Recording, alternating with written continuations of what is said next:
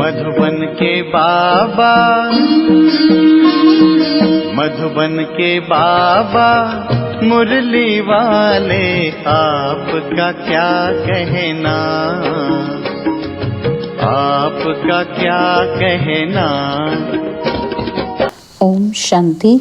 आज 3 फरवरी 2025 के साकार मधुर महावाक्य है। आज मीठे मीठे बाप दादा बोले, मीठे बच्चे, आत्मा रूपी ज्योति में ज्ञान योग का घृत डालो तो ज्योत जगी रहेगी। ज्ञान और योग का कॉन्ट्रास्ट अच्छी रीति समझना है। बाबा ने कहा, मीठे बच्चे, आत्मा रूपी ज्योति में ज्ञान योग का घृत डालो तो ज्योत जगी रहेगी। ज्ञान और योग का कॉन्ट्रास्ट अच्छी रीति समझना है। बाबा ने आज प्रश्न पूछा कि बाप का कार्य प्रेरणा से नहीं चल सकता, उन्हें यहाँ आना ही पड़े, क्यों? तो उत्तर में बाबा ने समझाया, क्योंकि मनुष्यों की बुद्धि बिल्कुल तमो प्रधान है। तमो प्रधान बुद्धि प्रेरणा को कैच नहीं कर सकती।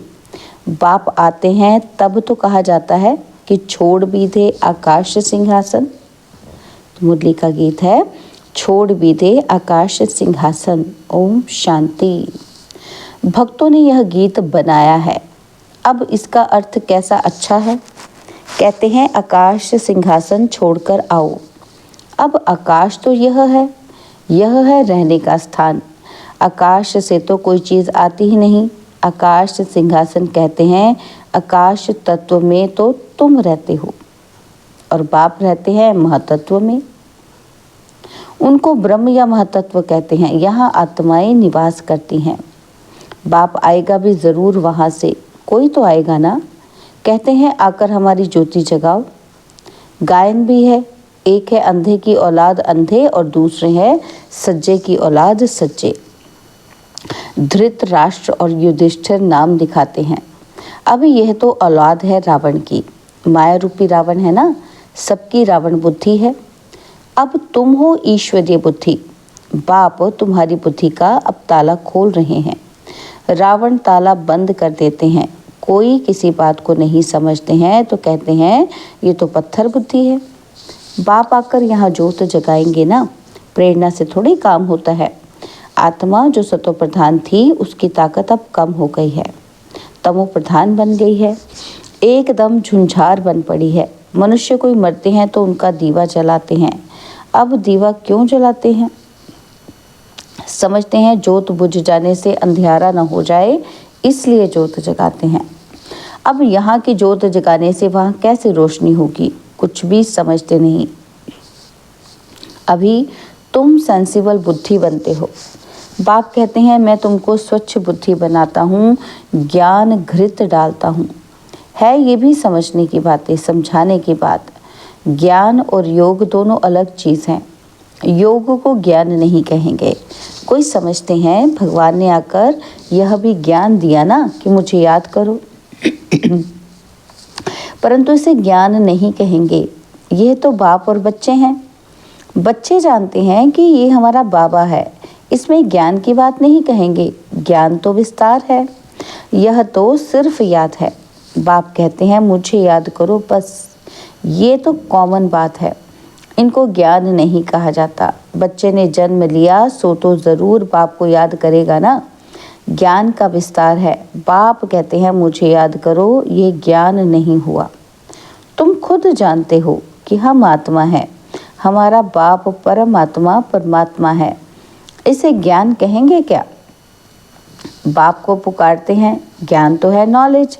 जैसे कोई एमए पढ़ते हैं, कोई बीए पढ़ते हैं तो कितनी ढेर किताबें पढ़नी होती हैं। अब बाप तो कहते हैं तुम हमारे बच्चे हो ना, मैं तुम्हारा बाप हूँ, मेरे से ही योग लगाओ, अर्थात याद करो। इसको ज्ञान नहीं कहेंगे। तुम बच्चे तो हो ही। तुम आत्माएं कभी विनाश को नहीं पाती हो। कोई मर जाते हैं तो उनकी आत्मा को भुलाते हैं। अब वह शरीर तो खत्म हो गया तो आत्मा भोजन कैसे खाएगी? भोजन तो फिर ब्राह्मण ही खाएंगे। परंतु ये सब हैं भक्ति मार्ग की रस्म। ऐसे नहीं कि हमारे कहने से वह भक्ति मार्ग बंद हो जाएगा, वह तो चलता ही आता है। आत्मा तो एक शरीर छोड़ जाए दूसरा लेती है। बच्चों की बुद्धि में ज्ञान और योग का कंट्रास्ट स्पष्ट होना चाहिए। बाप जो कहते हैं मुझे याद करो, ये ज्ञान नहीं है, यह तो बाप डायरेक्शन देते हैं, इसको योग कहा जाता है। ज्ञान है सृष्टि चक्र कैसे फिरता है उसकी नॉलेज। योग अर्थात याद। बच्चों का फर्ज है बाप को याद करना। वह है लौकिक और यह है पारलौकिक। बाप कहते हैं मुझे याद करो, तो ज्ञान अलग चीज़ हो गई। बच्चे को कहना पड़ता है कि क्या, कि बाप को याद करो। लौकिक बाप तो जन्मते ही याद रहता है, और यहाँ बाप की याद दिलानी पड़ती है, इसमें मेहनत लगती है। अपने को आत्मा समझ बाप को याद करो, ये बहुत मेहनत का काम है। तब बाबा कहते हैं योग में ठहर नहीं सकते हैं। बच्चे लिखते हैं कि बाबा याद भूल जाती है। ऐसे नहीं कहते कि ज्ञान भूल जाता है, ज्ञान तो बहुत सहज है, याद को ज्ञान नहीं कहा जाता। इसमें माया के तूफान बहुत आते हैं। भल ज्ञान में कोई बहुत तीखे हैं, मुरली बहुत अच्छी चलाते हैं, परंतु बाबा पूछते हैं याद का चार्ट निकालो, कितना समय याद करते हो। बाबा को याद का चार्ट यथार्थ रीति बनाकर दिखाओ। याद की ही मुख्य बात है। पतित ही पुकारते हैं, क्या पुकारते हैं कि आकर पावन बनाओ। मुख्य है पावन बनने की बात, इसमें ही माया के विघ्न पड़ते हैं। शिव भगवानुवाच, याद में सब बहुत कच्चे हैं। अच्छे अच्छे बच्चे जो मुरली तो बहुत अच्छी चलाते हैं, परंतु याद में बिल्कुल कमज़ोर हैं। योग से ही विकर्म विनाश होते हैं, योग से ही कर्मेंद्रियां बिल्कुल शांत हो सकती हैं।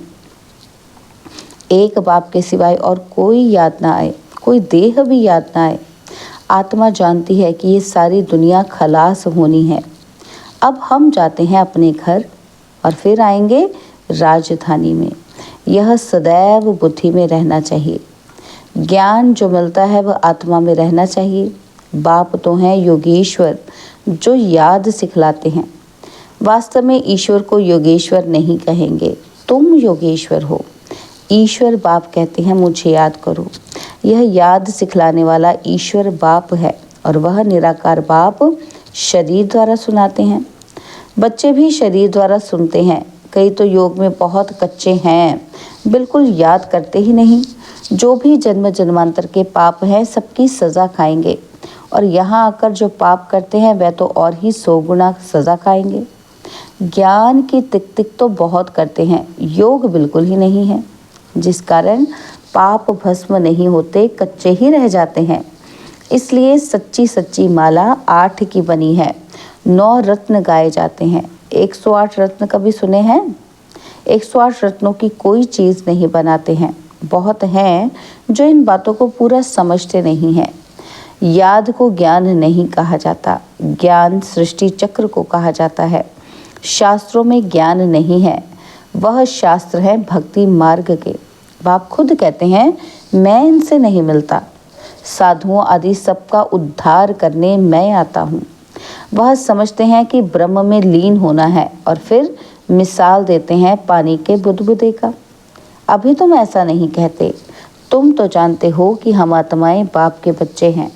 मामेकम याद करो, यह अक्षर भी कहते हैं परंतु अर्थ नहीं समझते।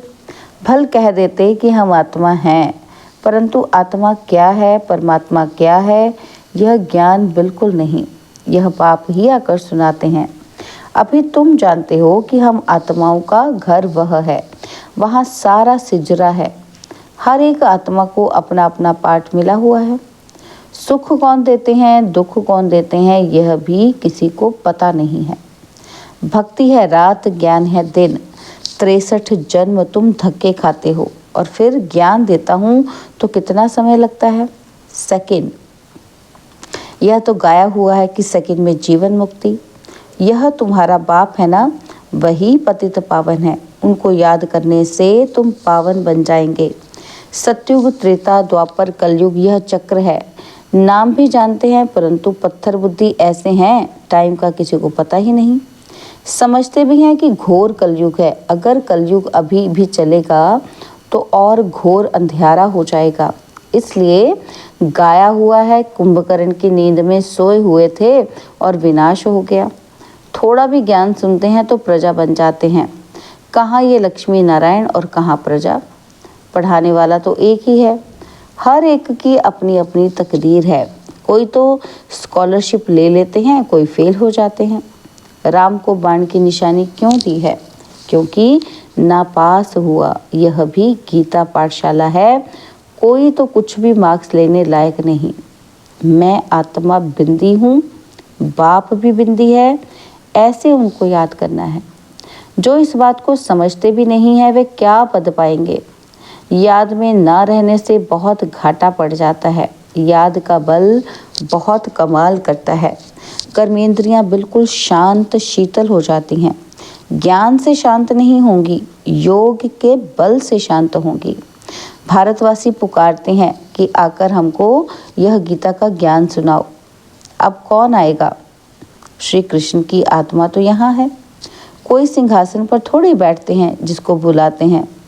अगर कोई कहे कि हम क्राइस्ट की आत्मा को याद करते हैं, अरे वह तो यहाँ ही है। उनको क्या पता कि क्राइस्ट की सोल यहाँ ही है, वापस जा नहीं सकती।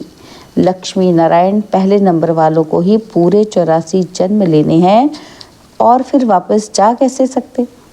वह सब हिसाब है ना। मनुष्य तो जो कुछ बोलते हैं सो झूठ। आधा कल्प है झूठ खंड और आधा कल्प है सच खंड। अभी तो हर एक को समझाना चाहिए। इस समय सब नरकवासी हैं, फिर स्वर्गवासी भी भारतवासी ही बनते हैं। मनुष्य कितने वेद, शास्त्र, उपनिषद आदि पढ़ते हैं, क्या इससे मुक्ति को पाएंगे? उतरता तो है ही। हर चीज सतो रजो तमो में जरूर आती है। न्यू वर्ड किसको कहा जाता है? किसी को भी ये ज्ञान नहीं है। यह तो बाप सम्मुख बैठ समझाते हैं। देवी देवता धर्म कब किसने स्थापन किया, भारतवासियों को कुछ भी पता नहीं है। तो बाप ने समझाया है, ज्ञान में भल कितने भी अच्छे हैं, परंतु योग में कोई बच्चे नापास हैं। योग नहीं तो विकर्म विनाश नहीं होंगे, ऊंच पद नहीं पाएंगे। जो योग में मस्त हैं वही ऊंच पद पाएंगे। उनकी कर्मेंद्रियां बिल्कुल शीतल हो जाती हैं। देह सहित सब कुछ भूल देही अभिमानी बन जाते हैं। हम अशरीरी हैं, अब जाते हैं घर। उठते बैठते समझो कि अब ये शरीर तो छोड़ना है। हमने पाठ बजाया, अब जाते हैं घर। ज्ञान तो मिला है। जैसे बाप में ज्ञान है, उनको तो किसी को याद नहीं करना है। याद तो तुम बच्चों को करना है। बाप को ज्ञान का सागर कहा जाता है। योग का सागर तो नहीं कहेंगे ना। चक्र का नॉलेज सुनाते हैं और अपना भी परिचय देते हैं। याद को ज्ञान नहीं कहा जाता। याद तो बच्चे को आप ही आ जाती है। याद तो करना ही है, नहीं तो वर्षा कैसे मिलेगा? बाप है तो वर्षा ज़रूर मिलता है, बाकी है नॉलेज। हम 84 जन्म कैसे लेते हैं? तमो प्रधान से सतो प्रधान और सतो प्रधान से तमो प्रधान कैसे बनते हैं, ये बाप समझाते हैं। अब सतो प्रधान बनना है बाप की याद से। तुम रूहानी बच्चे रूहानी बाप के पास आए हो, उनको शरीर का आधार तो चाहिए ना। कहते हैं मैं बूढ़े तन में प्रवेश करता हूँ, है भी वानप्रस्थ अवस्था। अब बाप आते हैं तब सारे सृष्टि का कल्याण होता है। यह है सौभाग्यशाली रथ। इनसे कितनी सर्विस होती है। तो इस शरीर का भान छोड़ने के लिए याद चाहिए। इसमें ज्ञान की बात नहीं, जास्ती याद सिखलानी है। ज्ञान तो सहज है, छोटा बच्चा भी सुना दे, बाकी याद में ही मेहनत है। एक की याद रहे, इसको कहा जाता है अव्यभिचारी याद। किसी के शरीर को याद करना ये है व्यभिचारी याद। याद से सबको भूल अशरीरी बनना है। अच्छा, मीठे मीठे सिकिलदे बच्चों प्रति माता पिता बाप दादा का याद प्यार और गुड मॉर्निंग। रूहानी बाप की रूहानी बच्चों को नमस्ते। हम रूहानी बच्चों की रूहानी बाप दादाजी को दिलवा जान सिकवा प्रेम से नमस्ते। ओम शांति। प्यारे बाबा, मीठे बाबा, मेरे बाबा, शुक्रिया बाबा, शुक्रिया बाबा, शुक्रिया। धारणा के लिए मुख्य सार है। पहला पॉइंट है, याद के बल से अपनी कर्मेंद्रियों को शीतल शांत बनाना है। फुल पास होने के लिए यथार्थ रीति बाप को याद कर पावन बनना है। और सेकंड पॉइंट है, उठते बैठते बुद्धि में रहे कि अभी हम ये पुराना शरीर छोड़ वापस घर जाएंगे। जैसे बाप में सब ज्ञान है, ऐसे मास्टर ज्ञान सागर बनना है। बाबा ने आज वरदान दिया, कंबाइंड स्वरूप की स्मृति द्वारा श्रेष्ठ स्थिति की सीट पर सेट रहने वाले सदा संपन्न भव। कंबाइंड स्वरूप की स्मृति द्वारा श्रेष्ठ स्थिति की सीट पर सेट रहने वाले सदा संपन्न भव। संगम युग पर शिव शक्ति के कंबाइंड स्वरूप की स्मृति में रहने से हर असंभव कार्य संभव हो जाता है। यही सर्वश्रेष्ठ स्वरूप है। इस स्वरूप में स्थित रहने से संपन्न भव का वरदान मिल जाता है। बाप दादा सभी बच्चों को सदा सुखदायी स्थिति की सीट देते हैं। सदा इसी सीट पर सेट रहो तो अतीन्द्रिय सुख के झूले में झूलते रहेंगे। सिर्फ विस्मृति के संस्कार समाप्त करो। स्लोगन है, पावरफुल वृत्ति द्वारा आत्माओं को योग्य और योगी बनाओ। पावरफुल वृत्ति द्वारा आत्माओं को योग्य और योगी बनाओ। बाबा के आज के अव्यक्त इशारे हैं, एकांत प्रिय बनो, एकता और एकाग्रता को अपनाओ। एकांत प्रिय बनो, एकता और एकाग्रता को अपनाओ। एकमत का वातावरण तब बनेगा जब समाने की शक्ति होगी। तो भिन्नता को समाओ, तब आपस में एकता के समीप आएंगे और सर्व के आगे दृष्टांत रूप बनेंगे। ब्राह्मण परिवार की विशेषता है कि अनेक होते भी एक। यह एकता का वाइब्रेशन सारे विश्व में एक धर्म, एक राज्य की स्थापना करेगा। इसलिए विशेष अटेंशन देकर भिन्नता को मिटाकर एकता लानी है। ओम शांति।